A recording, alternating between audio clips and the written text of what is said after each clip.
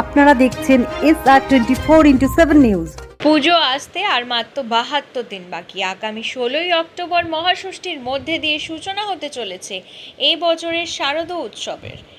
আর সেই মহোৎসবের প্রাক্কাল কলকাতার ঐতিহ্য পীঠস্থান কুমারটুলিতে এখন প্রহর গোনার যুদ্ধ।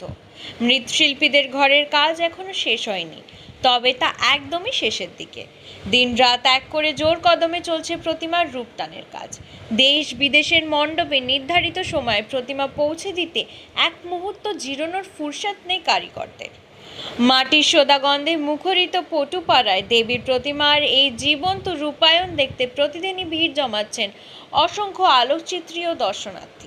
কাজের শেষে এই মিষ্টি ব্যস্ততা আরও একবারও প্রমাণ করে দিচ্ছে সময়ের সাথে তাল মিলিয়ে বাঙালির ঐতিহ্য ও সংস্কৃতির স্পন্দন আজও কতটা চিরনতুন, কতটা প্রাণবন্ত। না, অর্ডার তো পাচ্ছি, হ্যাঁ, কিন্তু ঠাকুরের দামটা পাচ্ছি না। কেন মাটির যে সমস্যা, মাটি যেটা পাওয়া যাচ্ছিল না, এখন যেটা পাওয়া যাচ্ছে সেটার দামটা বেশি হয়ে গেছে, সেই তুলনায় অর্ডারটা একটু কমে যাচ্ছে। আমার যে দুটো যায় সেই অর্ডারটা অলরেডি হয়ে গেছে, সেটা যাবে। এখনও তো আমাদের যে কটা পুরনো কাস্টমার অর্ডার দিয়ে গেছে এবং কিছু নতুন কাস্টমারও হয়েছে কলকাতা থেকে। তা আমার তো সব বাড়ির একচালা ঠাকুর, মোটামুটি খুব একটা খারাপ যে পেয়েছি তা না, হচ্ছে। তো টেনশান, জানি না এখন আকাশ পরিষ্কার হবে কি না, বলতে পারছি না।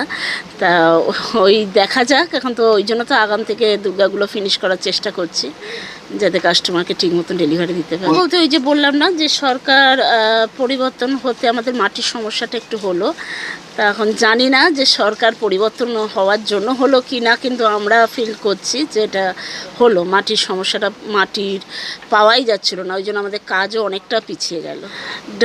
শোলার ঢাকের সাজ এবং তারের ঢাকের সাজ, এইটা একটু বেশি অর্ডার হয়েছে আমাদের। আমার নাম সুচন্দিমা পাল।